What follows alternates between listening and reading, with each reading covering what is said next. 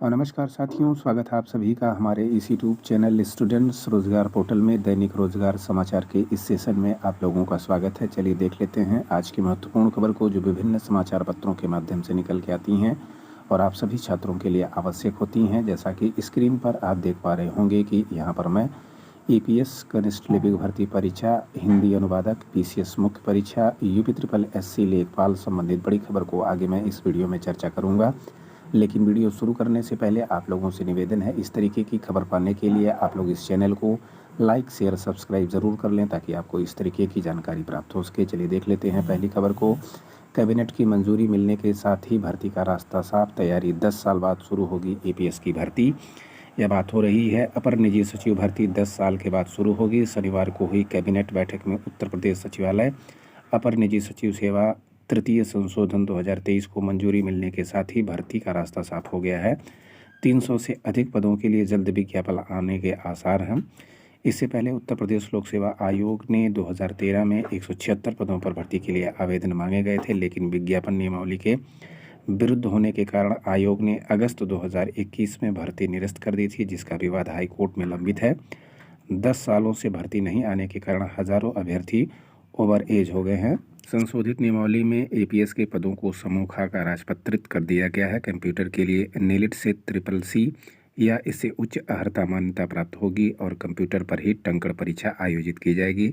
सृजित पदों की संख्या 612 से बढ़ाकर 730 कर दी गई है और आवेदक की अधिकतम आयु सीमा 40 वर्ष रखी गई है। पिछले 3 सालों से नई भर्ती के लिए आंदोलन करने वाले प्रतियोगी छात्र दीपक कुशवाहा, उमेश पांडे, MS आलम और इश्तियाक ने संशोधित नियमावली को मंजूरी देने के लिए मुख्यमंत्री का आभार व्यक्त किया है। तो जल्द ही आप लोगों को APS की भर्ती देखने को मिल सकती है, जिसमें आप लोगों को 300 प्लस पदों पर यह भर्ती देखने को मिलेगी। अब आगे की तरफ बढ़ते हैं, दूसरी खबर को देख लेते हैं। यह खबर है कनिष्ठ लिपिक भर्ती से संबंधित खबर। प्रश्न पत्र लीक होने के बाद कनिष्ठ लिपिक परीक्षा रद्द। गुजरात में रविवार को होने वाली कनिष्ठ लिपिक की प्रतियोगी परीक्षा प्रश्न पत्र लीक हो जाने के कारण रद्द कर दी गई है। पुलिस ने इस संबंध में एक संदिग्ध को हिरासत में लिया है। राज्य पंचायत परीक्षा बोर्ड ने यह जानकारी दी है। गुजरात में रविवार को 2,995 केंद्रों पर कनिष्ठ लिपिक की प्रतियोगी परीक्षा होनी थी। कुल 9.5 लाख अभ्यर्थियों ने 1,181 पदों पर भर्ती के वास्ते आयोजित की जा रही इस परीक्षा के लिए पंजीकरण कराया था। बोर्ड ने एक बयान में बताया कि एक गुप्त सूचना के आधार पर पुलिस ने रविवार तड़के संदिग्ध को पकड़ा। उसके पास से परीक्षा के प्रश्न पत्र की प्रति बरामद की गई। इसके बाद गुजरात पंचायत सेवा चयन बोर्ड ने अभ्यर्थियों के व्यापक हित में परीक्षा स्थगित करने का निर्णय लिया। बोर्ड ने कहा है कि पुलिस मामले की जांच कर रही है। तो यह खबर गुजरात से निकल के आ रही थी कि कनिष्ठ लिपिक परीक्षा रद्द हो गई है।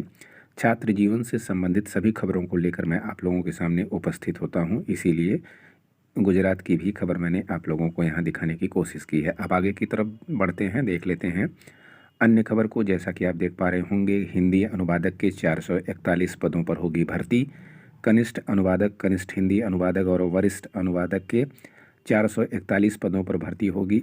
इस भर्ती की सभी परीक्षाएं कराने के बाद कर्मचारी चयन आयोग SSC ने पदों की घोषणा की है। यहाँ पर केंद्र के 23 विभागों और मंत्रालयों में रिक्त पद हैं। SSC की वेबसाइट पर दोनों परीक्षाओं में सफल हुए अभ्यर्थियों से 29 जनवरी तक विकल्प ले लिया गया है।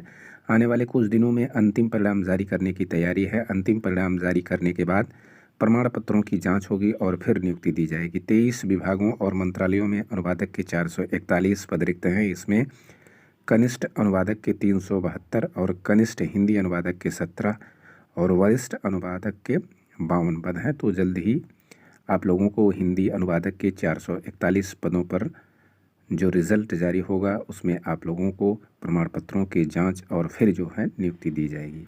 अब आगे की तरफ बढ़ते हैं। यहाँ पर बात करेंगे उत्तर प्रदेश लोक सेवा PCS मुख्य परीक्षा में खत्म हो सकता है वैकल्पिक विषय। लोक सेवा आयोग से शासन को भेजा गया है इसका प्रस्ताव। सम्मिलित राज्य प्रवर अधीनस्थ सेवा PCS की मुख्य परीक्षा के वैकल्पिक विषय की अनिवार्यता खत्म हो सकती है। इसको लेकर लंबे समय से मंथन चल रहा है। कुछ राज्यों में ऐसा बदलाव किया जा चुका है। प्रतियोगी छात्रों ने भी कई बार इसकी मांग उठाई है, इसलिए उत्तर प्रदेश लोक सेवा आयोग ने इसका प्रस्ताव शासन को भेजा गया है। इसकी मंजूरी मिलती है तो स्केलिंग का विवाद खत्म हो जाएगा। PCS मुख्य परीक्षा में विज्ञान विषय के अभ्यर्थियों को मानविकीय विषय के अभ्यर्थियों से ज़्यादा अंक मिलते हैं। इसकी शिकायत मानविकीय विषयों के अभ्यर्थी अक्सर करते हैं। फिर स्केलिंग के नाम पर अंक घटाए बढ़ाए जाने के किसी को फ़ायदा मिलता है तो किसी को नुकसान उठाना पड़ता है। पीसीएस 2018 में स्केलिंग को लेकर काफ़ी विवाद हुआ था। तब प्रतियोगी छात्रों ने दावा किया था कि स्केलिंग के चलते ही हिंदी भाषा और मानविकीय विषयों के अभ्यर्थियों का काफ़ी नुकसान हुआ है। स्केलिंग के चलते ही यूपी में दूसरे राज्यों के तमाम अभ्यर्थियों का चयन हो गया है। इसलिए पीसीएस मुख्य परीक्षा से वैकल्पिक विषय हटाए जाने की मांग तेज हुई है। मांग है कि मुख्य परीक्षा से वैकल्पिक विषय हटाकर उसकी जगह यूपी आधारित प्रश्न पत्र शामिल किए जाएं। इसमें यूपी के अभ्यर्थियों का चयन होगा और स्केलिंग का भी विवाद खत्म हो जाएगा। वैकल्पिक विषय खत्म करने का अभियान चला रहे प्रतियोगी छात्र कौशल सिंह का कहना है कि पीसीएस 2023 के विज्ञापन में इस बदलाव का इंतजार है। अगर बदलाव होता है तो बड़ी राहत की खबर होगी। तो यह थी पीसीएस मुख्य परीक्षा संबंधित खबर। अब देख लेते हैं अंतिम खबर को। एडीजी की रिपोर्ट, एडीएम सिटी दफ्तर से परीक्षा माफिया संग हुई 91 बार बात।